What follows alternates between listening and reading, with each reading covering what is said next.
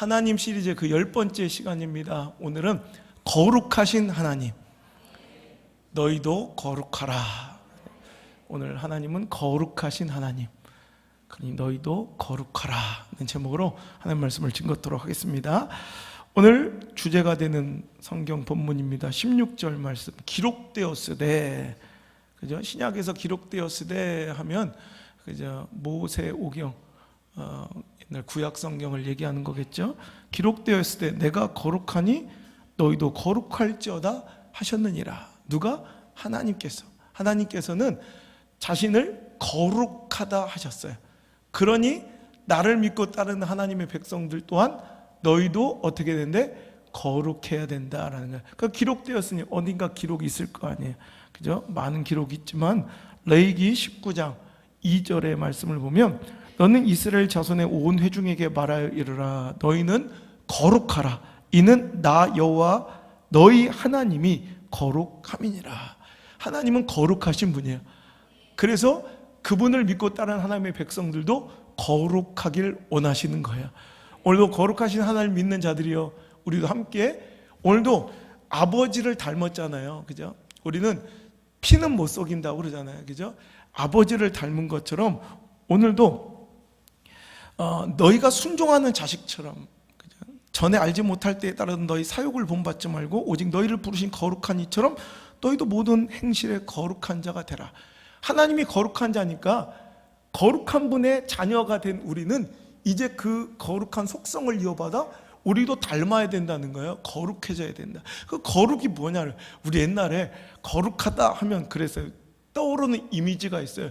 낮은 톤으로 일단 찬양하고 아멘을 해도 아멘. 그리고 낡은 두꺼운 성경을 가지고 어기적 거려야 되고 이런 거룩해 보이는 우리들이 상상한 이미지들이 있다고. 여러분, 그런 행동거지가 거룩이 아니라, 거룩은 뭐냐면, 여러분 우리가 잘 아시는 것처럼 거룩이라는 히브리어는 카도시라는 단어는 분리하다, 구분되다, 구별되다, 혹은 자르다, 나누다라는 뜻이에요. 즉 우리가 잘 알고 있는 것처럼 거룩은 구별되며, 구별된 것. 섞어 놔도, 아무리 붙여놓고 섞어 놓고 아무리 뭔가 이렇게 같이 놔도 뭔가 다름이 있는 거야. 뭔가 구별되는 거야. 티가 나는 거야. 드러나는 거야. 이게 구별이에요. 여러분, 그래서 저는요, 거룩을 두 가지 속성으로 얘기하고 싶은데, 거룩은 다름이고 다움이다. 제가 오늘 설교 제목을 정하는데 굉장히 마지막까지 주보 쓰기 직전까지 고민했어요.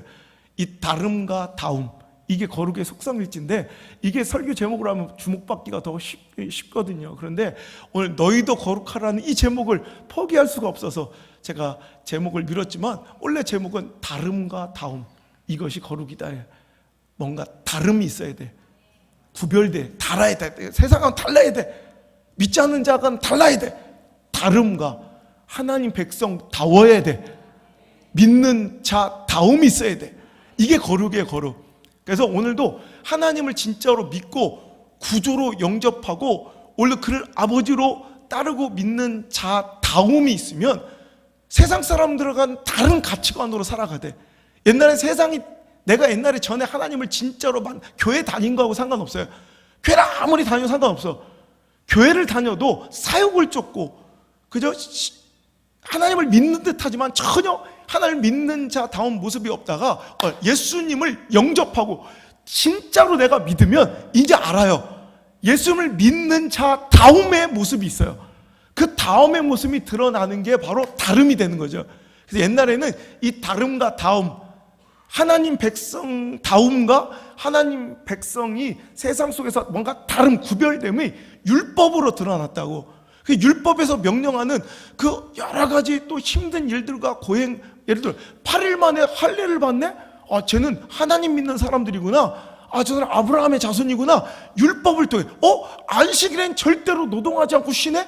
저 사람은 하나님 백성이구나. 이게 율법을 통해서 다름과 다움이 드러났다면, 지금은 은혜 받은 자의 감격과 기쁨과 변화된 삶을 통해 다움과 다름이 드러나요. 야, 저 사람은 절망 가운데 소망을 갖네? 야, 누가 봐도 포기해야 될 것 같은 저런 인생 가운데 행복하게 와서 노래하고 찬양하네? 야, 죽음의 그 장례식에서도 천국의 소망으로 오늘도 기뻐할 수 있네? 여러분, 이런 모습, 정말, 그리고 하나님을 만난 영원한 천국을 소유한 자는 다음, 그 당당한 기쁨, 행복, 이 땅은 나그네 삶이야. 그러니까 다른 사람들처럼 여기서 좀 빈곤하고, 여기서 조금 좀 부족하고, 병들고 아프고, 여러분 힘든 일이 있어도 여러분 여긴 나그네일 뿐이야. 마치 캠핑을 떠난 사람처럼 여긴 좀, 나는 좀 부족하여도 오늘도 완벽한 곳에서 나를 기다리신 천국의 소망을 갖고 이 땅을 즐기며 행복하게 살아가. 이 백성다움이 있어요. 다움. 그러니까 은혜 받은 자들의 기쁨과 뭔가 담대함과 행복의 모습과 그 보혈의 피로, 나는 아무 공도 없는데 예수님이 우리를 구원해 주신 거야. 그 보배로운 피로 나를 살려주신 거야. 그거에 대한 행복과 기쁨, 이런 것들이 오늘 성도의 거룩을 증명하는 다름과 다움이 되는 거예요. 옛날엔 율법으로 그런 것들이 드러났다면 이제 거룩은 은혜 받은 자들의 거듭남과 변화, 또 기쁨과 변화된 삶의 모습들로 세상 사람들 우리의 거룩을 보게 되는 거예요. 오늘도 여러분 우리에게 이 다름과 다움이 넘쳐날 수 있기를 주의 이름으로 축원합니다. 거룩한 것은 구별되는 거예요. 구별되는 거. 섞어 놓아도 마치 기름과 물이 절대로 아무리 같은 공간에 가둬놓으려 해도 딱 분리가 되어 층을 이루고 반드시 구별되는 것처럼 우리는 세상 속에 섞여 살아도 예수 믿는 사람의 다름이 있어요. 다름. 구별됨이. 야, 역시 저 사람은 예수 믿는다든지 뭔가 다르구나. 정말 예수 믿는 성도답구나. 뭐 이런 다움과 다름을 통해 드러나게 돼 있다고요.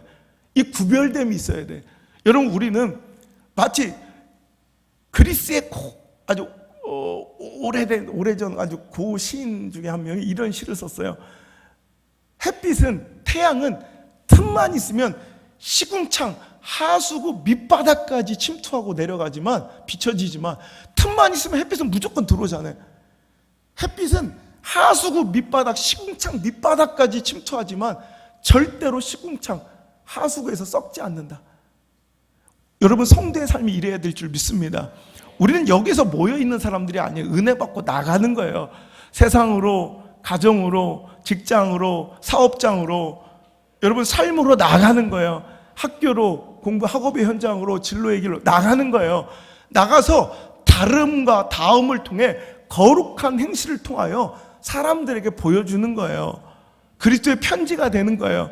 여러분, 교회는 그래서 제가 14주년인가 제가 우리 교회 창립 기념일 때 설교, 우리 교회는 주유소 같은 교회가 돼야 된다고.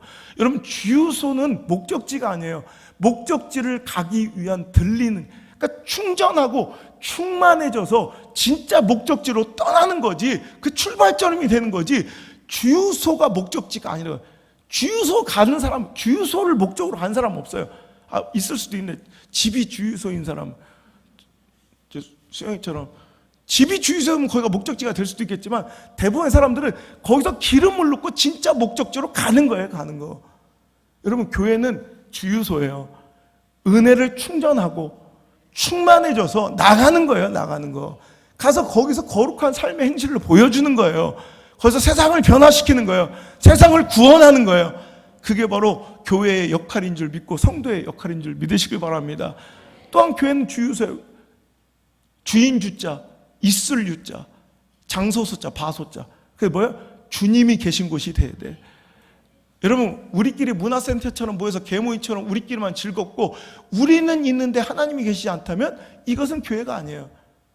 그래서 제가 항상 우리 교회 모토가 우리가 모일 때 예수님이 드러나게 하소서. 우리는 다 가치없고 무가치한 인생들인데 하나하나 보면 아무 볼품없는 인간들인데, 그죠? 특별할 것 하나도 없는 그런 인간들인데, 그런 인생들인데, 우리가 모여 이렇게 앉았더니 점을 이어 예수님이 드러나는 거예요. 우리를 보면 예수님이 보이는 거예요. 그래서 제가 우리 옛날 성전에 그 했었잖아요. 우리가 모일 때 예수님이 드러나기 위해서 항상 이렇게 벽면에 크게 붙여놨다고. 거기 보면 자세히 보면 예수님이 이렇게 보이시지만 그 안에 들어가면 그 점점점 그 사진이 바로 우리 성도들 사진이었어요. 우리 교인들 성도들 사진을 다 하나씩 모자이크 해가지고 예수님을 만들었다고. 난 우리 교회는 이래야 된다고 생각해요. 우리 개개인은 아무 볼짝도 없는데 우리가 모여 있으니까 멀리서 보니까 그 예수님인 거야.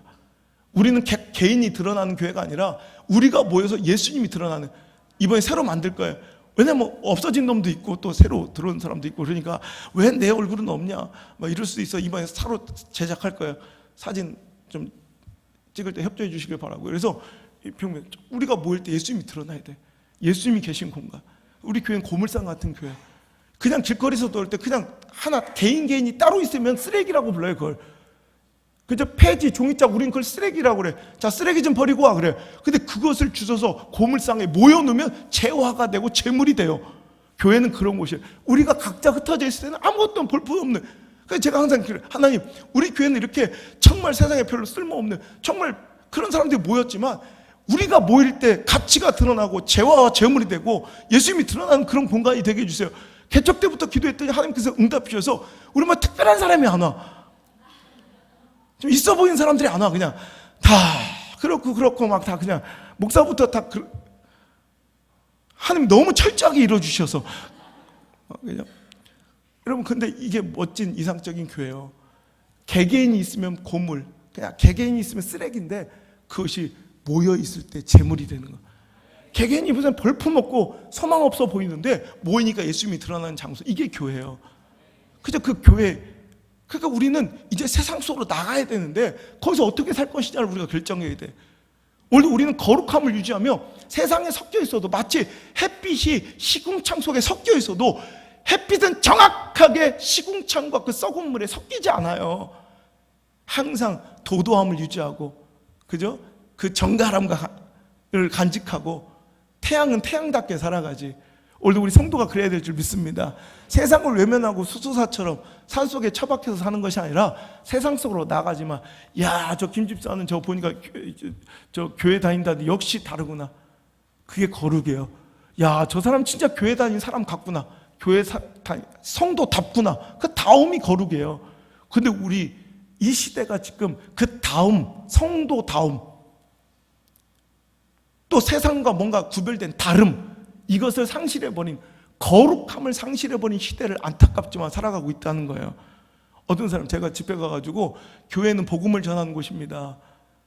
교회는 우리끼리 모여서 어떤 서비스와 위로를 받는 곳이 아니라 교회는 은혜 받은 사람들의 모임을 에클레시아, 교회라고 합니다. 자, 그러면 은혜 받은 이유가 무엇입니까? 당신이 저 죽어가는 세상 사람들과 다르게 먼저 은혜 받은 이유가 무엇입니까? 그 이유가 있습니까? 없습니다. 우리 아무 이유가 없어요. 여러분이 먼저 구원받아야 될 이유가 있어요? 여러분 이 자리에 있어야 될 이유가 있어요? 다른 사람들은 소유하지 못한 그 천국을, 우리가 영원한 생명을 먼저 허락받아야 될 이유가 있습니까, 여러분? 여러분 옆 사람 보세요. 있어 보여요? 없어 보여요. 없어 보이죠? 한숨만 나오죠? 근데 옆 사람도 당신 보면서 한숨 쉬는 거 알아요? 서로 그런 거 아무 이유가 없어요. 근데 이건 중요해요. 구원의 이유는 없지만 구원의 목적은 있습니다. 우리를 먼저 구원해 주신, 의롭다 하신 이유는 아무것도 없지만 목적은 있어요. 나를 먼저 구원하셔서 하나님 백성 삼으신 이후에 하나님은 나를 구원하셔서 우리를 통해 예배받길 원하세요. 우린 예배 드려야 돼요. 그러니까 교회가 예배 똑바로 안 드리면 그건 교회도 아니야. 그건 성도도 아니고 예배 드려야 돼요. 또 하나, 우리를 먼저 구원하셔서 우리를 통해 복음 전하길 원하세요. 할렐루야. 그래서 우리는 이 은혜 받은 자들이 모여서 뭐 하냐면 예배 드리고, 신령과 진정으로 예배 드리고, 또 우리가 얻은 이 복음의 은혜를 전하는 것, 이게 우리의 목적입니다.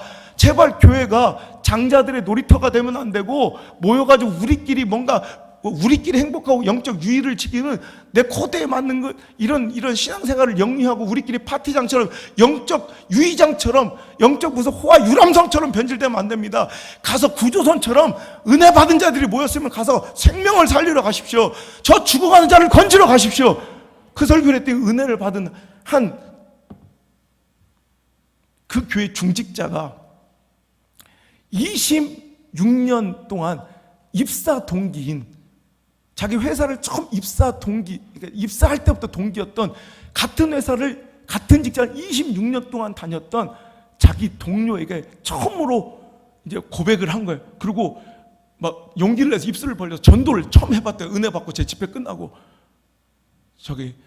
자네 우리 교회 한 번만 나오지 않겠나? 근데 그 친구가 깜짝, 에? 너 교회 다녔어? 그러더래. 또 교회 다녔어? 26년 된 친구가 깜짝 놀라면 그날 그 사람 교회 다니는 사람인 걸 처음 알았던 거예요. 다름이 없었던 게죠. 성도다움이 없었던 게죠. 여러분, 우리에게도 이런 비극적인 상황이 없기를 바랍니다. 우린 어디 갖다 놔도 성도다움이 있어야 되고 뭔가 탁월한 남다름이 있어서 확실히 하나님 아버지께 영광 돌릴 만한 그런 거룩함, 구별됨이 있는 삶을 사시기를 제가 아니라 하나님께서 원하신다는 거예요. 그래서 오늘 내가 거룩하니 너희도 거룩하라. 이건 신약에서뿐만 아니라 구약에서 레위기에 이 거룩이라는 단어가 무려 152번이 나와요. 152번. 거룩, 거룩, 제발 거룩해라, 거룩해라. 구별되라. 세상 속에 섞여 살지만 제발 구별되어 다름이 있어야 되고 하나님 내 백성 다음으로 살아가라 하고 오늘도 우리에게 권면하시는 하나님의 음성이 여러분에게 들려지길 바라고 전혀 다름과 다움이 없었던 삶에서 돌이켜 회복되고 오늘도 인생이 뒤바뀌어진 놀라운 역사가 그 변화의 역사의 현장이 오늘 이 시간 되기를 주의 이름으로 축원합니다. 여러분, 예수님을 만난 모든 사람은 성경 안에 예수님을 구주로 영접하고 예수님을 만난 모든 사람은 싹 다 변했어요. 한 사람의 예외도 없이 예수를 만난 사람은 모두가 변화를 가요. 이게 성도의 정체. 그런데 오늘날 한국교회는 나는 내 삶의 변화는 없지만 난 옛날처럼 똑같이 살아가고 내 주장대로 내 소욕으로 살아가고 내 감정대로 살아가지만 나는 예수님을 믿는 사람이요 라고 주장하는 사람들로 교회가 가득 차고 있어요. 여러분, 이게 과연 이 기이하고 이상한 현상이 과연 맞는 것일까요? 라는 거예요. 제가 알기로는 성경에서 예수님을 구주로 영접하고 예수를 만났던 사람들은 모두 한 사람의 예도 없이 싹 다 변했는데 어째 그렇게 우리 한국 교회만큼은 변함은 없는데 가치관의 변함도 없고 거듭남도 없는데 뭔가 다름도 없고 다움도 없는데 자기는 거룩한 하나님의 백성이라 주장하는 사람들만 가득 차 있을까요? 그럼 뭔가 이건 기이한 현상이고 뭔가 두려운 시대의 징조라는 거예요. 여러분, 오늘도 우리가 하나님의 백성 다움을 회복하고 정말 세상에 있어도 정말 뭔가 남다른 구별됨이 거룩함으로 증명될 수 있기를 주의 이름으로 추장합니다. 여러분, 다름은 구별됨이에요. 섞이지 않는 구별됨. 다움은 정체성이에요. 그러니까 오늘도 성도 다움은 그 정체성의 회복이 바로 다움이고 그 성도 다움이 이루어지면 자연스럽게 다름, 구별됨이 일어나게 돼 있어요. 먼저 우리가 회복될 건 다움이에요. 다움. 성도 다워지면 돼. 그죠? 목사 다워지면 돼. 교회 다워지면 돼. 예배가 예배 다워지면 돼. 사역이 사역 다워지면 돼. 제자가 제자 다워지면 돼. 여러분, 그러면 당연히 내가 일부러 노력하지 않아도 다름은 생길 수밖에 없어요. 믿는 자 다움이 있으니까. 그럼 믿는 자 다움, 원래 성도의 거룩함, 그 다음에 성도의 정체성은 뭐냐? 예를 들어 소방관의 정체성은 뭐예요? 소방수는 불 끄는 사람이에요. 불이 나거나 어떤 신변에 우리 국민의 안전에 위협적인 요소가 생기면 즉각 출동해서 그들을 건지고 구원하는 일을 하는 게 소방관이에요. 그 정체성이 있을 때 소방관인 거예요. 경찰은 뭐예요? 오늘도 범죄로부터 국민을 지키고 보호하며 범죄자들을 체포하고 구속시키는 게 이게 경찰관의 정체예요. 정체성이라고. 경찰관 다움이야. 소방관 다움이야. 근데 어느 날 경찰관이 경찰증은 그대로 있고 경찰 배지도 있고 총도 차고 수갑도 타고 제복도 입었어요. 이건 영락 없는 경찰이야. 그런데 그가 이 범죄자와 결탁해서 오늘도 무슨 이 검문이나 여러 가지 정보를 흘려주고 그들과 결탁해서 유익을 누리며 그들과 공모해서 오히려 범죄를 저지르고 다녔다. 그럼 그거는 아무리 경찰증이 있고 제복을 입고 있어도 그는 경찰 다움이 없는 경찰이 아닌 거예요. 오늘도 마찬가지예요. 성도도 아무리 외형적인 모습은 그럴듯하고 등록카드를 500장을 내고 교패를 막 아무리 2만 개를 붙여도 여러분, 성도 다움, 그 정체성이 없으면 그건 성도가 아니라는 거예요. 성도가 무엇이냐? 자, 18절의 모습. 자, 18절 읽어볼게요. 시작. 너희가 알거니와 너희 조상이 물려준 헛된 행실에서 대속함을 받은 것은 은이나 금같이 없어질 것으로 된 것이 아니요 오직 흠없고 점없는 어린 양 같은 그리스도의 보배로운 피로 된 것이니라. 아멘. 오늘 성도의 정체는 뭐냐면 예수 그리스도의 보혈의 그러니까 은혜로 보배로운 피로 구원받은 대속받은 자들, 이게 바로 성도의 정체예요. 어떤 행위나 행실이나 노력이 아니라 예수님의 보배로운 피로 말미암아 구원받은 대속받은, 너희가 대속받은 것은 금이나 은같이 없어질 어떤 가치를 네가 지불한 것이 아니라 흠없고 점없는 어린 양, 화목자가 되신 하나님 그 독생자 아들이 이 땅에 오셔서 피 뿌려 흘려주신 그 은혜로 말미암아 구원받은 자들, 이게 성도예요. 그리고 더 나아가 23절 시작. 너희가 거듭난 것은 썩어질 씨로 된 것이 아니요 썩지 아니할 씨로 된 것이니 항상 있는 하나님의 말씀으로 되었느니라. 할렐루야. 이게 성도의 정체예요. 첫 번째, 예수 그리스도의 보배로운 피, 보혈로 구원받고 하나님의 말씀으로 변화되어 거듭난 자들, 이 변화와 거듭남이 바로 성도의 정체예요. 자, 다시 한번, 성도가 뭐예요? 오늘도 세상의 가치, 금이나 은같이 썩어질 그런 보배가 아니라 무엇으로 가치를 치른 거예요? 대속한 거예요. 예수 그리스도의 보혈의 피로 은혜 받은 자들, 구원받은 자들이 성도고, 또 하나님의 말씀을 통해 변화받고 거듭난 자들의 삶이 바로 성도의 정체예요. 그러니까 그들은 이제 옛날에는 이것이 내 인생의 목적이라 쫓았던 사욕, 사리, 사욕, 정욕 이런 것들을 버리고 이제는 이런 것들이 아니라 천국의 소망을 가지고 21절 읽겠습니다. 시작.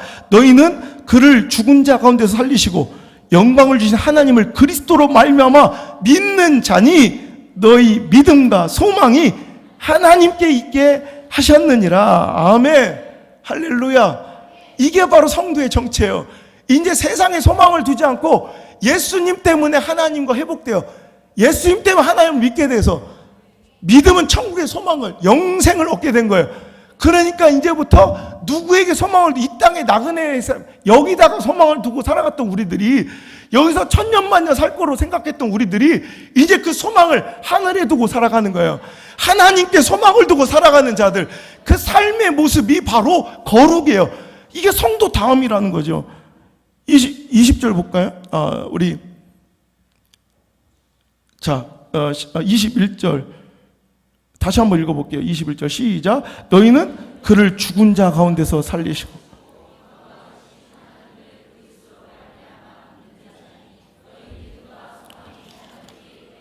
아멘.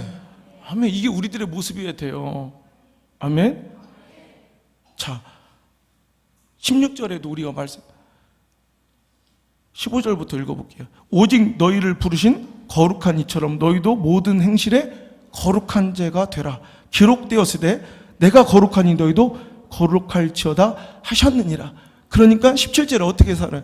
외모로 보시지 않고 각 사람의 행위대로 심판하시는 이를 너희가 아버지라 부른즉 너희가 나그네로 있을 때를 투렴으로 지내라. 아멘. 이게 바로 성도다움이에요. 이제 성도는 이 나그네 땅에 미련을 두지 않아요. 이 나그네 같은 일, 여러분 캠프에서 무슨 일이 일어났다고, 여러분 어떤 캠핑장에서 뭐 폴대가 하나 무너졌다고, 여러분 해수욕장에서 텐트 쳐놨는데 거기에 에어컨이 없다고 실망하거나 절망하는 사람 아무도 없다고. 왜? 영원한 안식처와 내 집이 있으니까.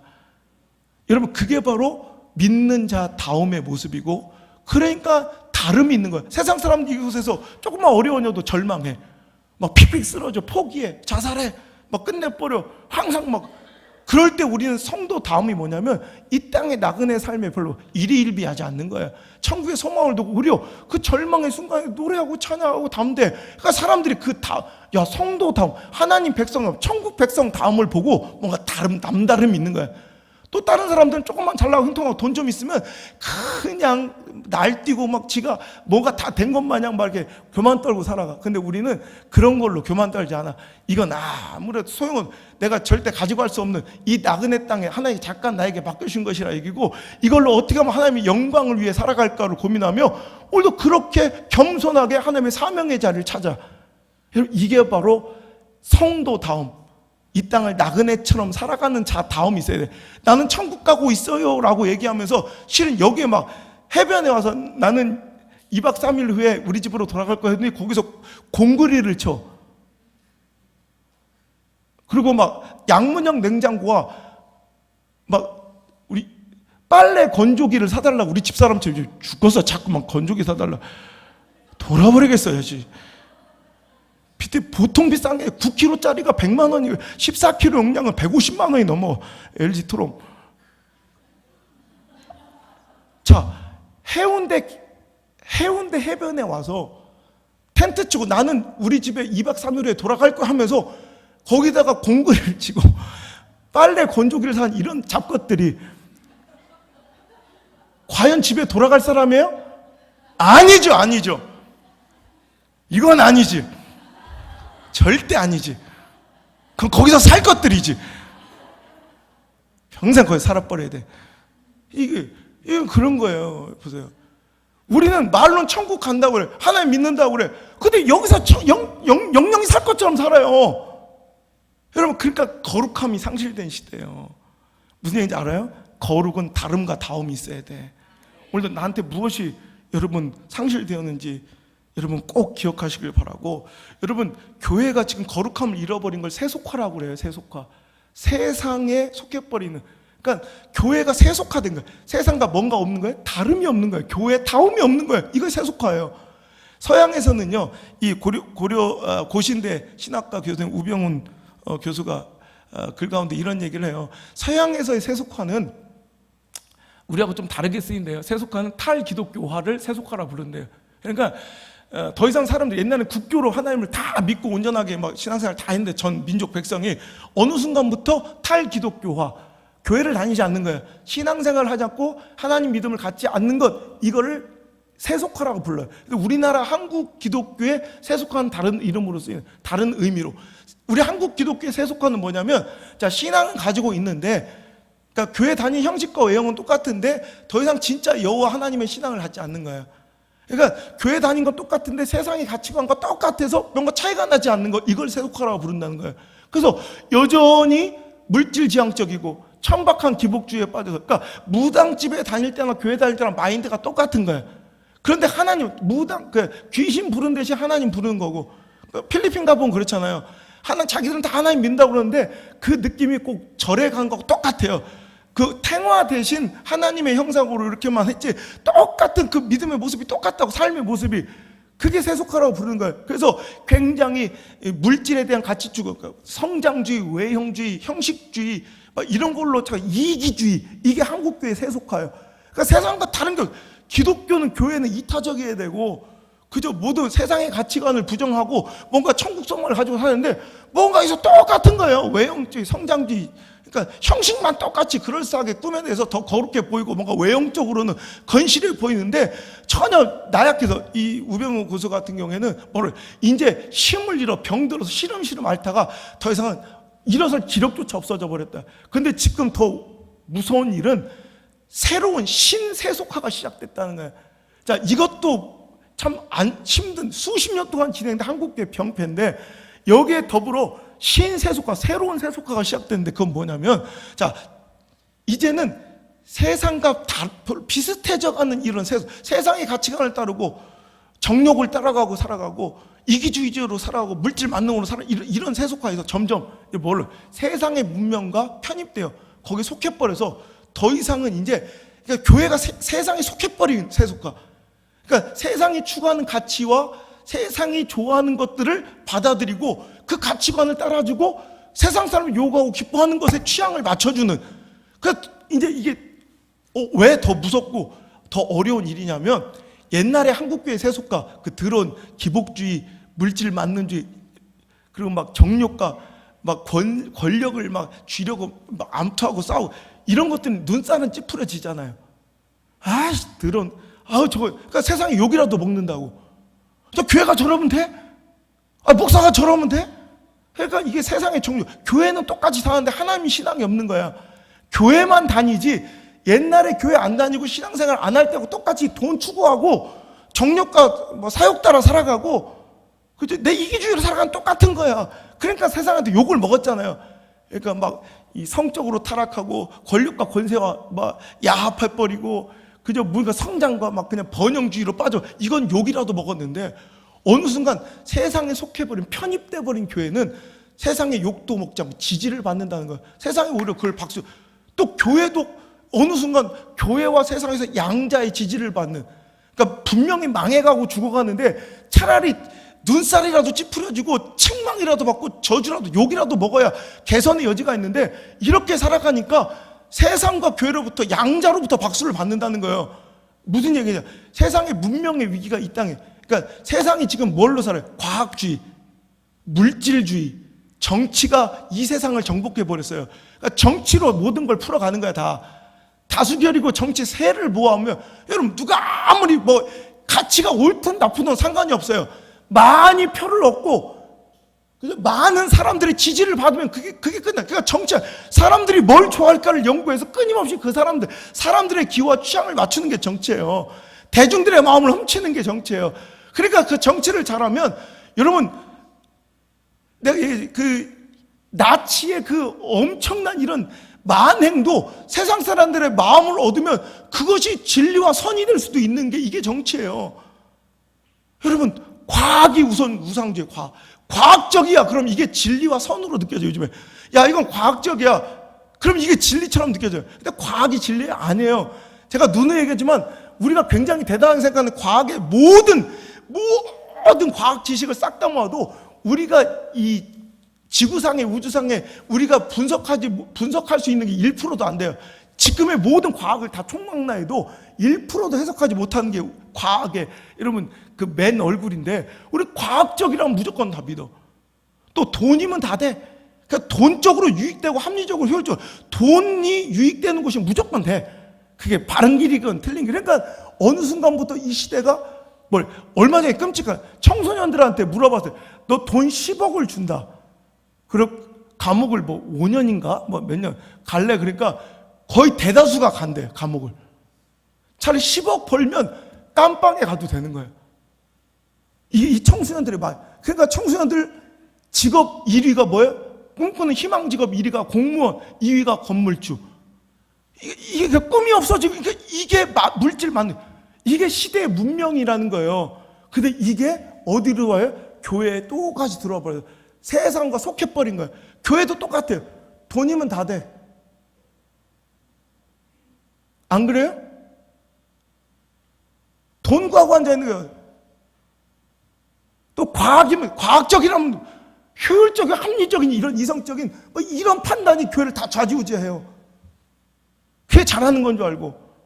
제가 누누이 얘기하지만 여러분, 교회는 합리적인 공동체가 아니에요. 효율적인 공동체가 아니에요. 오히려 그 반대적인 얘기. 오히려 만인이 다 찬성해도 하나님의 뜻이 아니라면 한 명의 선포로, 그때 영적 지도자 한 명의 선포로 그 뜻을 엎을 수도 있는 게 교회에 돼요. 만장일치로 금송아지를 만들고 있으면 아니라고 외치고 금송아지를 깨트려 볼 수 있는 게 교회가 돼야 되고, 만장일치로 예수님을 못 박자고 해도 아니라고, 이건 하나님의 뜻이 아니라고 외치면 예수님 십자가에서 내릴 수 있는 그게 교회에 돼요. 근데 이제 정치가 효율적으로, 함지로 과학이, 물질이 교회를 장악하고, 이 문명, 이혜령 교수는 이걸 문명의 위기라고 그래요. 한국교회의 위기가 아니라 시대의 문명의 위기가 한국교회도 똑같이 들어온 거지, 교회만의 위기가 아니라 시대의 위기라는 거야. 이 세상 사람들이 돈이면 되고, 과학적이면 다 되고, 그죠? 합리적이고 효율적인 이런 뭔가 정치면 모든 것이 다 풀어지니까 이 위기가 똑같이 교회 와서 정치로 모든 걸 풀어내려고 하고, 돈이면 돼. 돈으로 경영하려고 하고, 합리적인 효율적인 판단, 과학적 근거면 끝나는 건 줄 알고, 우리 과학을 신봉한 자들이 아니라 하나님 말씀을 신봉하는 거예요. 하나님 말씀으로 된 거예요. 말씀으로. 아멘? 이걸 믿을 수 있는 공동체가 돼야 돼. 이것이 세상 사람들도 우매해 보이고 무식해, 이게 지혜로운 거예요. 그리고 과학의 허구를 알아야 돼. 그러니까 여러분, 근데 시대는 그래요? 세상하고 세상에 속여버리니까 오히려 이렇게 과학적이고, 그래서 과학적인 근거를 좀 대주고 되게 효율적인 합리적인 판단으로 정치를 잘 이렇게 하고 사람들의 마음을 이렇게 해서 안정적으로 다수결로 이렇게 따라가지고, 그죠? 사람들이 원하는 대로 또 이렇게 효율적으로 하면 이렇게 하면 세상적으로 박수를 받아요. 참 건강한 교회라고. 그러니까 그렇게 하면 교회가 또 성장하니까 교회들로부터 또 부러움을 사. 그러니까 세상과 교회 어느 쪽에서는 책망을 받아야 되는데 이 문명의 위기는 양 곳에서 다 박수를 받으니까 이게 죽어가는지도 모른 채 죽어가는 거예요.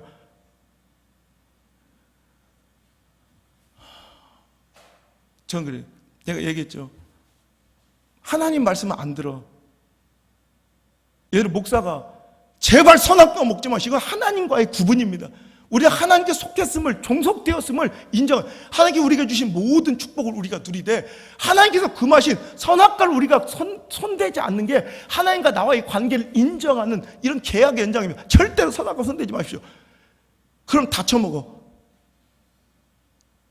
그런데 동침이나 나침판 이런 데 나와서 어느 병원 의사가 여러분 브라질리언 너트를 드십시오. 그리고 선악과는 절대 드시지 마십시오. 이 선악과에서 1급 발암물질이 검출돼요. 선악과를 먹는 사람들은 암 발병률이 47%나 높습니다. 뭐 이런 얘기하면 아무도 안 처먹어. 즉 과학이 오히려 신앙을 압도하고 말씀 압도. 이게 시대의 문화예요. 그러니까 세상에 편입돼 이제 속해. 그러니까 세상이 추구한 바를 쫓아갔던 눈살 찌푸리던 교회가 이제 더 나가서 어떻게 세상에 그냥 그대로 녹아버려서 세상과 충돌이 없어요. 다름이 없고 다움이 없어요. 그래서 어떻게 돼요? 서로 그냥 좋은 거야. 여러분 이게 거룩이 상실된 시대예요. 여러분 하지만 여러분 효율과 합리 이런 원칙들 다수결의 정치가 교회를 이끌어가서 안 돼요. 때로는 아무리 미친 짓처럼 보여도 여러분 교회는 뭐냐, 하나님께 은혜 받은 자, 그 어떤 것으로도 갚을 수 없는 죽어야 마땅한 죄인이 예수님의 보혈의 피로 그 십자가 아래서 살아난 거예요. 우리가 부른 찬양처럼 주님이 나의 산성이신 거예요. 주님만이 나의 요새신 거예요. 입으로만 부르지 말고, 그러니 나는 그 무엇도 두려워하지 않는 거예요. 그래서 나의 달려갈 길과 곧 예수 그리스도께 받은 사명, 하나님의 복음을 전하는 일에는 생명도 조금도 아까워지 않는 거예요. 오히려 손해보는 일인데 가는 거예요. 때로는 교회가 문을 닫는 길인데도 가는 거예요. 여러분 어떤 한 개인의 일이 아니라 어떤 분은 하버드 교수직을 버리고 선교사로 가시잖아요. 내 세상의 부귀 명화를 내려놓고 선교를 이건 개인의 이야기가 아니라 교회도 똑같아야 돼요. 교회도 가만히 있어도 누릴 수 있는 편안함과 익숙한 안녕이 있어도 그걸 언제라도 하나님 뜻이랑 버리고 내려놓고 오늘도 그 길을 갈 수 있어야 돼요. 모든 걸 포기하고. 근데 안 그래요. 지금은 교회가 잘 경영하는 것이 능력인 줄 알아요. 여러분 누누이 얘기하지만 인류가 경험한 모든 사건 중에 가장 비효율적이고 비합리적인 사건이 예수님이 이 땅에 오신 거예요.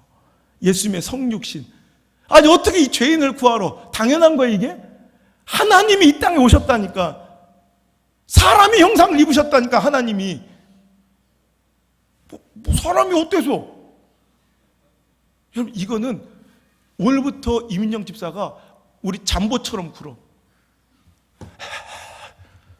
그 똥도 아무 데나 싸고 내가 치워줘야 되고, 그 똥 싼 걸 또 지가 코를 박고 냄새도 맡고, 개사를 처먹더니 내가 버리던 쓰레기를 또 처먹고 있고, 막 혹은 사람도 올 때마다 배를 드러내고 긁어달라고 그래.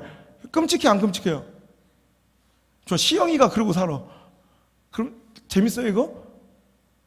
끔찍해. 근데 우리 잠보는 그래요. 개가 어때서?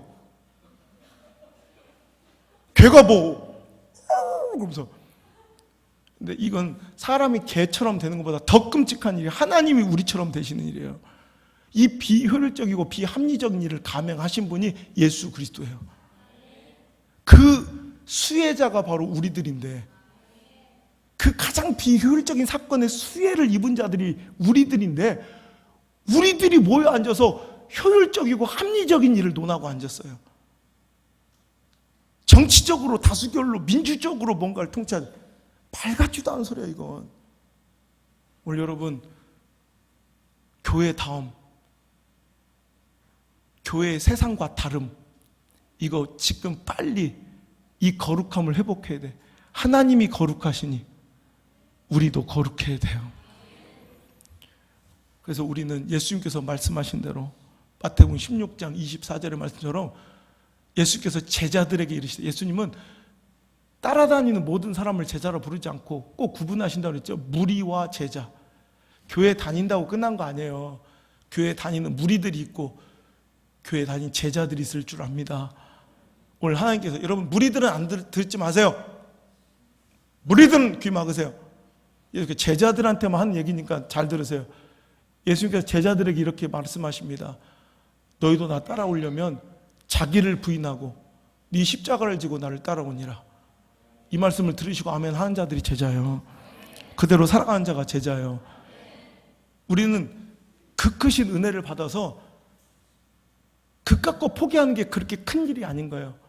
죽어야 마땅한 죄인들이 살아나서 이제 우리는 마땅히, 이제 나는 정말 하나님과 회복할 수 없는 죄인이었는데 예수 그리스도의 그 십자가의 보혈의 피로 우리는 살아나서 말씀으로 이렇게 변화되고 거듭난 거예요. 이게 우리의 정체라니까.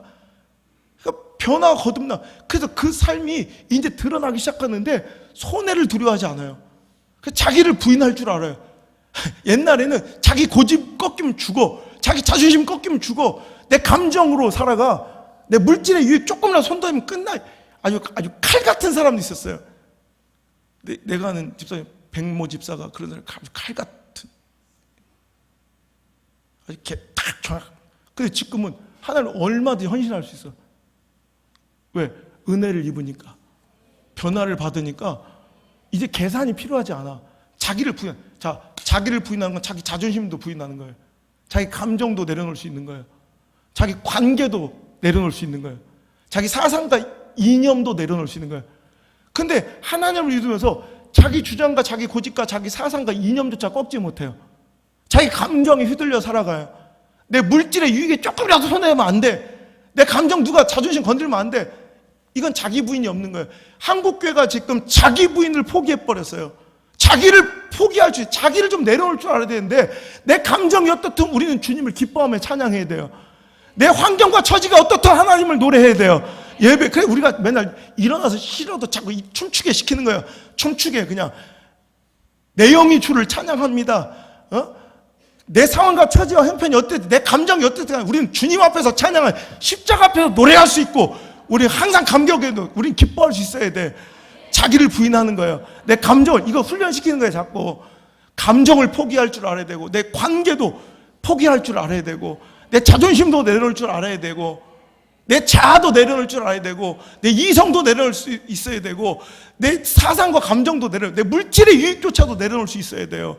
그리고 주님이 기뻐하신 길을 걸어가는 거예요. 그러니까 세상 사람 보면 이해가 안 돼요. 그러니까 다른 거죠. 그들의 가치관과. 하지만 교회 다니는 사람 다움이 있는 거죠. 이게 어떤 걸로 가능해요? 말씀으로 가능해요. 예수의 보혈의 피로 우리는 구원 받아서 무엇으로? 하나님의 말씀으로 거듭난 자들이에요.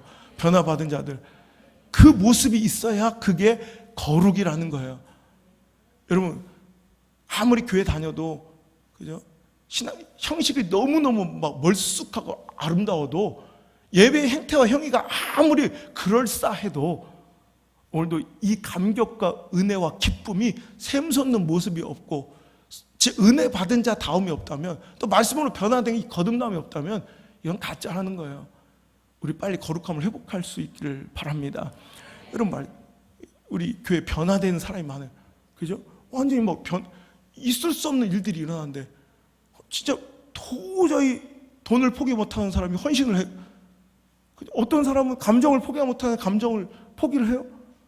내 고집을 꺾어요. 자아를 내려놔요. 이런 일들이 어떻게 가능해요? 무슨 프로그램이 있어요? 무슨 시스템이 있어요? 무슨 제도가 있고 무슨 조직이 있어요? 우리는 아무것도 없잖아요. 사람들이 안 챙겨주죠? 여러분, 교회를 지금 몇 년 다니다 절반 이상 못 달았죠. 등록카드도 안 받죠. 그런 걸로 우리는 묶어놓을 생각이 없어요. 말씀에 변화돼야 성도예요. 교회를 아무리 우리 교회 몇 년을 다녀도, 여러분, 말씀에 거듭나가 변화가 없으면 그 성도가 아니에요. 우리 교회 성도가 아니라고 다른 교회 가셔야 돼. 그러니까 자꾸 이게 우리 교회 누가 챙겨줘요? 멀뚱멀뚱 쳐다보고 관리도 안 해주고 어떤 사람 몇 달 지났는데 아무도 인사도 안 하는데 어떤 건 날 서로 째려보기까지. 그럼 우리는 그렇게 생각해야 돼. 아, 저것도 온 지 얼마 안 된 거구나. 서로 생각하면 그냥 서로 째려보면 돼요. 뭐 관리도 안 해주고 신방도 안 해주고 뭐 아무것도 안 해요. 세상적 뭐 시스템이 아무것도 없어요. 그리고 툭 하면 예배 자꾸 나가래. 저 딴 교회 가버리라고 막 자꾸 그래요. 그렇게. 근데 뭘로 변화가 되냐? 말씀이에요, 말씀. 여러분, 그게 바로 거룩이에요, 거룩. 말씀으로 거듭남. 오늘 일부 예배 드린, 이제 지난주에 나왔던 남편이 변화되기 시작해 또. 여러분, 그 옆에 부인 전성도님은 우리 교회 나오기 바로 전주에 절에 갔다 온 여자예요. 아, 진짜요. 절에 갔다가 거기서 뭐라고 그러지? 그걸 설교 시간을 뭐라고 그러지? 거긴 설법? 뭐라고 그러지? 뭐라고 그러지? 전문가들 없어요? 두탕 뛰시는 분들, 교회 끝나고 월요일 날 절에 가신 분도 있을 거 아니야. 한두 명은 있을 거 아니야. 아, 교회라면 한두 명은 있어야지. 하여튼 뭐 그거 듣고 우리 교회 다음 주에 한번 왔는데 말씀 한 방에 자기 인생이 뒤집어졌대요. 이게 거룩이에요. 다음과 다름. 변화의 내 삶이 말씀의 그 원동력이 말씀이어야 되는 거예요. 그리고 나서 예수 그리스도의 보혈의 은혜로 내가 구원받았건을 이제 깨닫게 되고 믿게 되는 거. 여러분, 이게 우리 삶에서 드러나면 내가 쇼하지 않아도 그냥 보여지는, 보세요. 내가 설명을 그런데, 그래서 신앙생활 한 지 얼마 안 되는데 성도 다움이 생겨요. 누가 한마디도 안 했는데 자기가 알아서 교회 생활의 기본적인 일들 자기가 알아서 하기 시작해요. 누가 한 번도 얘기도 안 했는데 갑자기 11조를 하기 시작하고 전도를 시작하고 자기 가족들을 위해서 기도하고 눈물로 새벽에 막 이런 누가 시키지도 않았어요. 변화가 일어나는 거예요. 성도 다움이 생기는 거예요. 뭔가 다름이 있는 거예요. 옛날하고는. 여러분, 이게 바로 거룩일진데, 그 거룩이 신앙생활이 지속되면서 더 짙어져야 되는데 어느 순간 그것이 더 훼손되고 있으니 문제라는 거예요. 이제 여러분, 세속화에 빠진 교회가 아니라 이제 우리가 진짜 교회 다음이 회복되고 신앙 다음이 회복될 수 있기를 바랍니다. 여러분, 이런 설교가 재미없어도 이 설교를 계속 들어야 돼요. 여러분, 그 다음이 철험이 돼버리면 비극이 되는 거예요. 다음이 철험이 돼버리면 비극이 시작. 자, 이거 너 어째 형은 형다워야지. 어떻게 동생처럼 군이 그러죠. 그럼 비극이 시작되는 거예요. 형은 형다워야지. 왜 동생처럼 군이 다음이 철험될 때 이게 비극이에요. 야, 너는 어른이도 어른다워야지. 어찌 이렇게 애처럼 군다니. 다음이 철험이 되면 비극이에요. 너는 애 아버지가 됐으면 어떻게 아버지다워야지. 어떻게 아직도 총각대 똘똘것처럼 그렇게 논다니. 철험이 되어버린 비극이에요. 여러분, 우리가 다음이 사라지고 그 대신 철험이 그 자리를 찾아오고 있지는 않습니까? 얼마 전에 복음신문이라는 신문에 제가 아는 목사님 한 분이 칼럼을 썼고 엄청난 방향을 일으키고 막 이슈가 돼서 찬반에 막 공격이 막 시작되고 그랬어요. 뭐냐면 그 칼럼 제목이 뭐냐면 왕이 된 성도, 사장이 된 목사라는 칼럼이에요. 손님은 왕이다 해서 나온 얘기예요. 그러니까 성도가 손님처럼 변해버리고 교회는 마트처럼 변질돼버리고 목사는 그 마트를 경영하는 사장처럼 돼버린 교회의 현실. 그래서 거기서 예로 시음마트에서 마리당 800원에 파는 꽃게를 850원에 파는 꽃게를 이응마트에서 800원에 팔기 시작하자 모든 고객들이, 손님들이 글로 확 쏠리기 시작해서 이응마트로 가더라는 거예요. 그러니까 그 모습을 보면서 이게 교회와 별다를 바가 없다는 거죠. 신선한 양질의 내가 원하는 서비스를 찾기 위해서 성도들은 이제 쇼핑객이 돼버려서 제가 항상 얘기하는 헌금이란 페이를 내가 냈으니 그에 합당한 서비스를 제공하라고 요구하며 그게 수가 틀려버리고 내가 요구하는 서비스가 아니면 더 좋은 서비스가 있는 교회를 마트처럼 찾아가는 것이 당연한 걸로 돼버렸다는 거예요. 그러니까 이제 그렇게 해서 메가마트가 돼버리면 이제 더 양질의 상품을 더 싸게 들여올 수 있어. 더 신선하게. 그러니까 더 한 번에 대량 구매해서 양질의 서비스를 공급하고 재화를 공급하니까 더 많은 손님들이 몰리니까 그걸로 돈을 더 벌어서 더 양질의 서비스를 제공하고 아주 에어컨도 빵빵하게 틀어주고 건물도 너무 좋고 주차장도 확실히 넓어지니까 주변의 소상공인들은 다 망하고 대형마트만, 희연마트와 이응마트만 자꾸 더 커져간다는 거죠.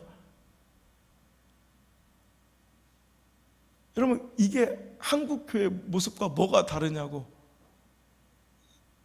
촌철살인 같은 메시지를 전할 때 그때 막 욕을 하는 목사님들도 많았어요. 그래서 거기 내가 구체적으로 얘기하기 그런데 거기는 구체적으로 뭐 시읍교회, 희읍교회, 뭐 또 울산에 무슨 교회, 뭐 건물 하나 잘 지어놓으니까 뭐 이러면서 막 그런 사람들이 막 몰래 이런 얘기를 아주 직설적으로 써가지고 뭐 굉장히. 근데 전화를 했어요. 요즘 배부르시겠어요? 그때 욕을 하도 먹어서 그때 그렇다고 막. 근데 난 박수를 보냈어요. 똑같아요, 똑같아.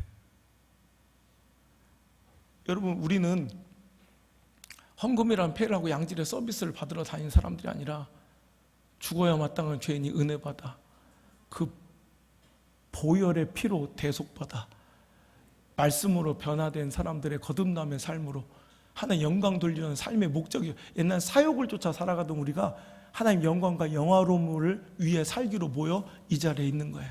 목사도 성도도 우리 그 길을 걸어갑시다. 다움이 철험태럼들에 보이면 비극인데 지금 그 일이 진행되기 시작했어요. 교회가 교회다워야지. 슈퍼처럼 마트처럼 되면 되겠습니까? 성도가 성도다워야지. 손님처럼 왕처럼 굴면 되겠습니까? 목사가 목사다워야지. 목사가 사장처럼 굴면, 경영자처럼 굴면 되겠습니까? 교회는 그런 곳이 아니잖아요. 교회답고 성도답고 목사답고 예배답고 사역자답고 중직자다운 그 다움이 회복되어 하나님 기뻐하시는 거룩한 교회 공동체가 우리가 되길 바랍니다. 얼마 전에 있었던 일이에요. 우리 교회에 들렸던 한 성도가 뭐 큰 대형 교회를 다녔던 출신이래요. 내가 볼 땐 복음의 기초도 없이 생겼는데, 근데 그날 여러분 요즘에 하나님 시리즈 중에 눈물 막 많이 흘리는 설교 많았잖아요. 위로하시고 싸매시고 져주시고, 그때 할 땐 굉장히 막 눈물 철철 흘리는 그 주일에 와서 얼마 전에. 근데 막 눈물이, 이런 교회가 다 있냐고. 내가 말씀 한 번 듣고 딱 교회를 결정한 내 인생의 첫 번째 교회라고. 그러면 막 장문의 편지가 와가지고 목사님 막 행복과 감사하다 막. 그래서 그 다음 주일에 여러분 우리 집사람이 목사님 우리 교회는 이제 부흥하긴 글렀어요. 이렇게 세게 설교하니 뭐 이제 여기까지인가 봐요. 그랬더니 그 설교 엄청 세게 막 후려치고 시대의 죄를 얘기했. 그러니까 그랬더니 갑자기 지난주에는 말씀이 너무 좋아서 우리 교회를 다녀야겠다는 사람이 이런 말씀이 부딪혀서 못 살겠다고 그러면서도 우리 교회 또 안 나오고 다른 교회. 그때 팀장이 보고 왔어요. 목사님 또 이랬다가 저랬다가 또 왔다가 또 그 다음 또 설교 또 되게 좋았다가 그랬다가 또 그 다음 또 설교는 또 더럽다고 그러고 막. 그래서 그런 거한테 신경 쓰지 마 그랬어요. 그런데 에너지 낭비하지 마세요. 우리 팀장님들, 우리 구역장님들 애쓰시고 수고하시면 감사한데요. 당신들은 고객 관리하고 고객을 유치하는 분들이 아니라 그들을 말씀 곁으로 인도하고 예배 자리로 인도해서 십자가의 그 은혜를 경험하게 만드는 통로로 사용됐으면 좋겠습니다. 여러분 자꾸 경영화되는 교회는 그걸 자꾸 막 이렇게 종용해서 고객 유치 차원 막 관리 잘하고 막 이런 게 아니라 진짜 따르는 무리들이 많은 교회가 아니라 진짜 제자들이 진짜 말씀으로 변화가 거듭난 이런 변화의 모습들이 계속 속속히 나갔던 팀이, 구역이, 가정이 여러분의 삶의 모습 되기를 주의 이름으로 축원합니다. 한마디로 말하면 소금이 맛을 잃어가는 과정이 세속하고 거룩함의 상실이에요. 그죠? 소금은 소금다워야 되는 거예요. 모래와 섞어놔도 소금은 다름이 있어요. 왜? 그 짠맛이라는 정체성이 있기 때문에. 모래를 아무리 많이 끼얹어도 생선은 썩어요. 근데 소금을 뿌리면 상하지 않고 상처가 치료되고 소독이 되고, 이거 소금만이 할 수 있는 일이에요. 그런데 소금이 맛을 잃어가는 과정이 바로 세속화예요. 마태복음 5장 13절에 너희는 세상의 소금이니 소금이 만일 그 맛을 잃으면 무엇으로 짜게 하리요? 후에는 아무 쓸데없어 다만 밖에 버려져 사람에게 밟힐 뿐이니라. 성경은 이렇게 교회의 역할을 분명하게 밝혀주고 있고 성도의 역할을 분명히 말하고 있어요. 이 짠맛을 잃으면 안 돼요. 소금은. 성도는 그 거룩함을 잃으면 안 돼요. 교회는 이거 하는 거예요. 아멘. 이제는 위로받으러 왔네요. 내가 헌금 내고, 종교학자들이 그래요. 또 모 정치인이 국회에서 했던 얘기예요. 교회는 서비스업이라고. 회종들이 모여서 헌금이란 폐해를 냈으니까 그에 상응하는 서비스를, 위로라는 서비스를, 안정이라는 서비스를 받고 한 서비스업으로 봐. 이게 종교학자 이 시대에 교회를 폄하하는 논리예요. 하지만 교회는 서비스업, 슈퍼마켓이 아니에요. 그러니까 위로받으러 왔는데 뭐예요? 죄에 대해서 얘기하면 싫어해요. 위로받으러 왔는데, 그러니까 싫어하는 거예요. 쇼핑객들은. 그리고 변화와 헌신의 요구를 싫어해요. 또 예수님의 심판과 종말의 이야기를 싫어해서 이제 금기어가 되어버렸는데, 이런 설교를 자꾸 많이 하니까 이제 우리 집사람도 아는 거예요. 이제 글렀다고. 우리 교회는 부흥하기가 좀 찰나 그러면 또 떠나고 또 떠나고. 괜찮아요. 더 나갔으면 좋겠어요. 이 본질을 찾지 않는 사람에게 재미없는 교회가 됐으면 좋겠어요. 여러분, 아무리 금기어가 되어버린 죄에 대한 설교, 회개와 변화의 요구, 헌신의 요구, 자기 부인에 대한 설교, 심판이 도래하고 있음을, 종말에 대한 설교, 아무리 금기어가 되고 사람들이 싫어하고 다 떠나가도 교회는 줄기차게 회개를 외쳐야 되고 보혈의 피비린내 나는 말씀을 끊임없이 선포해야 합니다. 예수가 길이다. 예수가 생명입니다. 예수가 진리입니다. 아니죠. 예수만 생명입니다. 예수만 길입니다. 외쳐주는 곳이 교회야 돼요.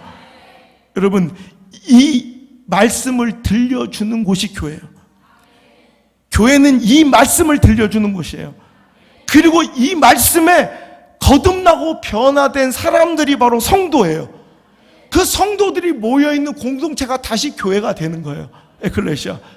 그래서 거기선 또 예수가 기름을 선포하고 그 말씀을 통해 변화되고 거듭남이 일어나고 그 은혜 받은 자들이 모여있는 게 또 다시 교회가 되는 거예요.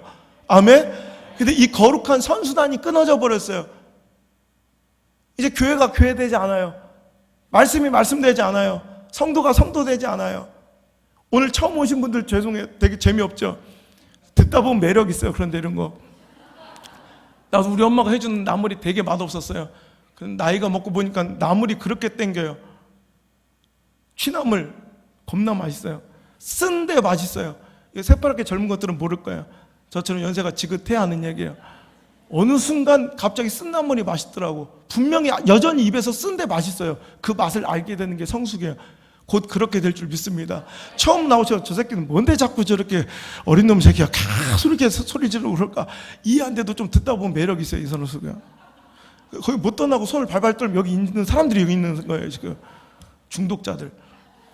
이제 가끔씩 욕을 먹어야 이제 살아요. 여러분, 교회는 이거 외쳐주는 곳이에요. 문화센터에서도 들을 수 있는, 성공학 강의장에서 들을 수 있는, 개모임과 저기 시청, 구청에서 할 수 있는 일들이 아니라 교회만이 할 수 있는 일들, 예수를 전해야 되고. 그러니까 제 설교 한번 들어보세요. 계속 그곳에 예수님의 이야기가, 성육신 사건과 십자가 얘기가 계속 지겹도록 하는 얘기. 교회는 그거 해줘야 되니까. 문화센터가 아니니까, 시청, 구청이 아니니까, 우리 교회만이 할 수 있으니까. 그러니까 해야 되는 거예요. 교회만이 해야 될 일을 해야죠. 여러분, 미국의 유명한 대형교회 목사님이 주일날 이제 아침에 예배를 준비하기 위해서 이제 일찍 나오셨는데, 보니까 아무도 없는 예배당에 냄새나는 노숙자가 일찍부터 와서 이 추위를 피해 앉아있더란 거 앞에. 그러니까 이제 빨리 막 마음이 급했던 목사님은 자기 돈을 꺼내서 20불인가 30불을 이렇게 줬대요. 이제 받으시라고. 그랬더니 그 돈을 내미는 손길을 노숙자가 빤히 보면서 목사님께 그러더래요. 목사님, 저는 돈이 필요하지 않습니다. 저는 예수님이 필요합니다. 교회는 예수님을 전해주는 곳이에요. 여러분, 영국인 낳은 세계적인 철학자, 20세기 최고의 철학자라고 일컬어진 파이트헤드라는 철학자의 옥스퍼드 교수이고 정말 세계가 인정했던 천재 철학자, 영국의 자랑이었던 파이트헤드가 어느 날 운전을 하고 이제 퇴근길에 가고 있는데 그 힘든 그 먼 길을 투벅투벅 걸어가고 있는 노인분을, 여자분을 만났어요. 측은한 마음에 차를 세워 이제 태워준 거죠. 그랬더니 그 분이 이제 딱 차에서 타더니 너무 행복하게 그 화이트헤드 철학자를 보면서, 교수님을 보면서 그러더래요. 아이고, 이렇게 착하고 선하신 거 보니까 예수님 믿나 봐요. 교회 다니시나 봐요. 이러더래. 그러니까 그가 웃으면서 아니요, 전 교회 다니지 않습니다. 아주머니, 꼭 교회 다니거나 예수님 안 믿어도 인격적 소양만 있으면 누구나 이런 일을 할 수 있는 겁니다. 이거는 신앙하고 상관없어요. 이러면서 자기 철학적 논리와 근거로 이제 막 이제 인간의 본성에 대해 설교하고 막 이렇게 그 설명을 했대요. 할머니. 그때 그 할머니가 한참 듣다 됐고, 뭔 말인지 모르겠고 하여튼 철학적 얘기를 막 하니까 됐고, 아이고 혀를 차면서 째째째. 아니 나이도 지긋한 당신 어쩌자고 아직도 예수님을 안 믿어. 뭐 됐고, 다른 건 됐고, 하여튼 이게 나이도 지긋한 분이 어쩌자고 예수를 아직도 안 믿어. 그리고 불쌍하듯 자기를 바라보고 내렸던 그 아주머니, 그 할머니 얼굴이 잊혀지지 않더래. 자기를 세상 사람들이 바라볼 때 항상 존경과 신망의 눈빛으로 봤는데, 나 그래 막 진짜 불쌍하게 그 할머니가, 노인네가 어쩌자고 나이도 지긋하게 먹어서 예수를 아직도 어쩌자고 안 믿고 있어. 그 말에 막 이상하게 그 말이 귀에서 떠나지 않고 잠을 며칠 밤 못 이뤘대요. 그 사람의 눈빛이 도대체 무슨 확신과 마음이 있길래 나를 저렇게 불쌍하게 볼까. 내가 볼 세상적 가치 기준으로 보면 아무것도 아닌 저 노인네가 도저히 참을 수가 없어서 그 돌아온 주일에 옥스퍼드 대학에 있는 대학교회를 나간 거예요. 예배가 시작됐는데 화이트헤드 교수가 들어오니까 난리가 난 거예요. 여러분이 지금 누군지 몰라서 이렇게 난리가 안 나지. 이여령 교수가 갑자기 우리 교회로 지금 들어온다고 생각해봐요. 이것도 안 먹히네. 하여튼 이여령 교수, 하여튼 막 그 엄청난 대학자, 철학자가, 세계적인 철학자가 예배 시간 들어올까 사람들이 막 웅성, 제자들이 막 난리가 난 거야. 그러자 막 깜짝 담임 목사님이 제일 긴장했겠지. 근데 그때부터 준비한 말씀을 딱 바꿔서 굉장히 철학적으로 자기가 있는 모든 철학적 소견을 다 총동원해서 철학적 설교를 막 한 거야. 그랬더니 다 아니나 다를까 먹혔어. 그 다음 주에 화이트헤드가 또 나온 거야. 그래서 또 일부러 말씀을 딱 더 지적인 설교를. 그리고 그 다음 주부터 설교 준비가 굉장히 부담스러워요. 그렇지만 책을 몇 권씩 읽어가며 아주 철학적이고 막 굉장히 지적인 설교를 막 주면 역시 세 번째에 또 나와. 그러니까 이제 드디어 내 설교가 인정받았구나. 그래서 차를 마시면서 제 설교에 어떤 면이 그렇게 좋으세요? 그랬더니 화이트헤드가 그러더래. 아주 논리의 허점 투성이고 오류 투성이라고. 근데 목사님, 저는 예수님이 알고 싶습니다. 목사님 제발 예수님을 좀 전해주십시오.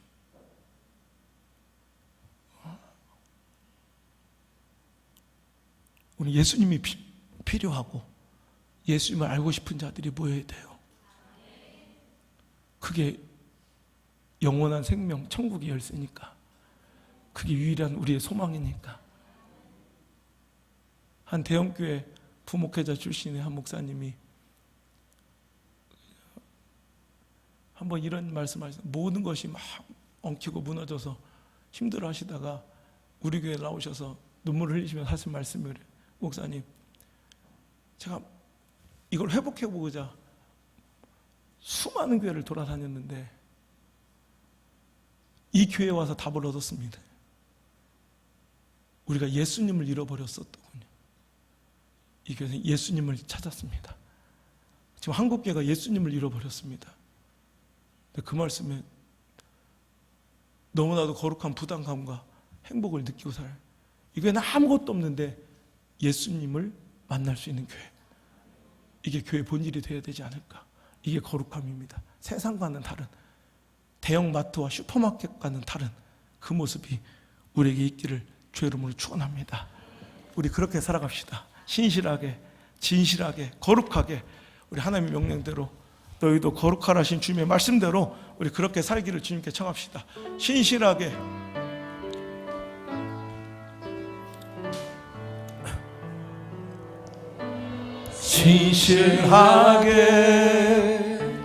진실하게 거룩하게 살게 하소서.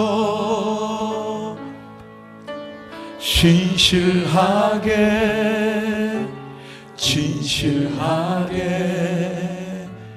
거룩하게 살게 하소서. 다시 한번 진실하게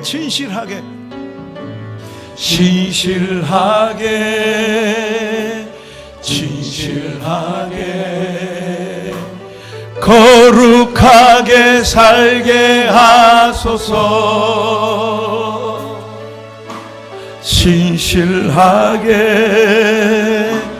진실하게 거룩하게 살게 하소서. 하나님,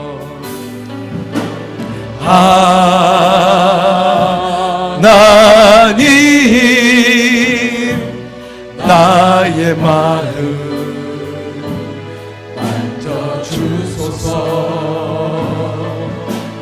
하나님,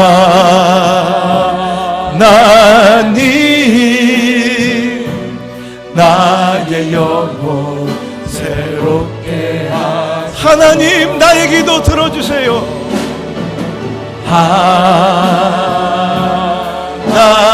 하나님, 나의 기도 들어주소서. 하나님,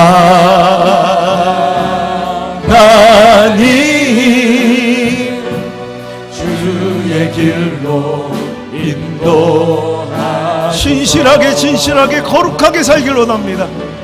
진실하게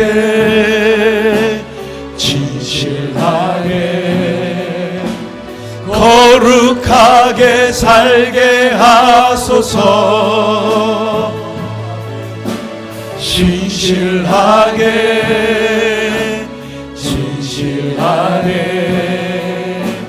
거룩하게 살게 하소서. 다시 한번 진실하게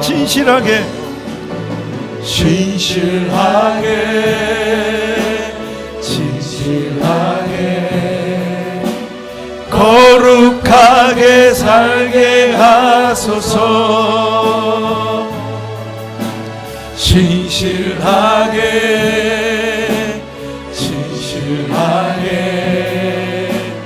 거룩하게 살게 하소서.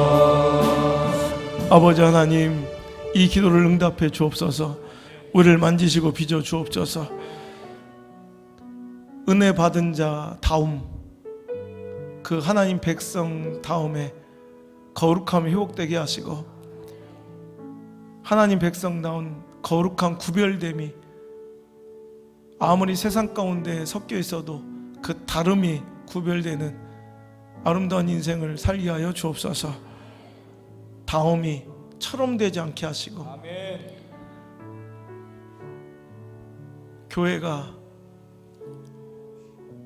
교회 다음을 회복하게 하여 주옵소서. 아멘. 교회가 슈퍼마켓처럼 마트처럼 되지 않게 하시고, 아멘. 성도가 성도 다음을 회복하게 하옵소서. 아멘. 성도가 손님처럼 왕처럼 굴지 않게 하시고, 목사가 목사 다음을 회복하게 하옵소서. 목사가 경영자처럼 사장처럼 굴지 않게 하옵소서. 예배가 예배다움을 회복하고 직분자 다움을 회복하고 거룩한 하나님의 백성다움을 회복하여 세상에 영향력을 끼치게 하옵소서. 세상에 편입되고 속해버려 전혀 세상을 구원하지 못하는 그런 맛을 잃은 소금이 아니라 세상을 구원하는, 세상을 살리는 교회로 주여 반듯하게 거룩하게 힘있게 세워지게 하옵소서. 구질구질하게 세상의 눈치 보며 사람을 두려워하며 그들의 기호와 취향을 맞추며 오늘도 비겁하게 머리 조아리고 무릎 꿇지 않게 하시고 사자처럼 당당하게 시대를 꾸짖는 사자후가 아버지 하나님 이 재단에 넘쳐나게 하옵소서. 주 오늘도 거룩하게 다름과 다움을 회복한 모든 성도들에게 크신 은혜와 축복을 허락하여 주옵소서. 천국 소망 허락하여 주옵소서. 영원한 생명을 가진 자의 담대함과 기쁨과 행복이 주여 솟아나게 하옵소서. 이제는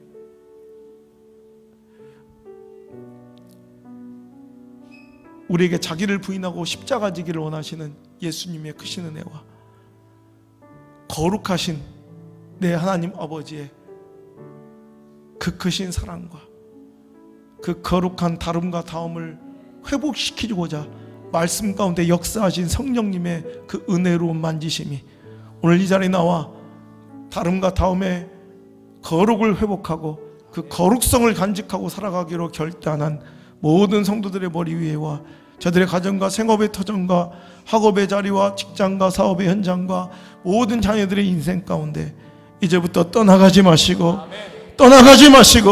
영원토록 함께 머무시기를 간절히 축원하옵나이다. 아멘.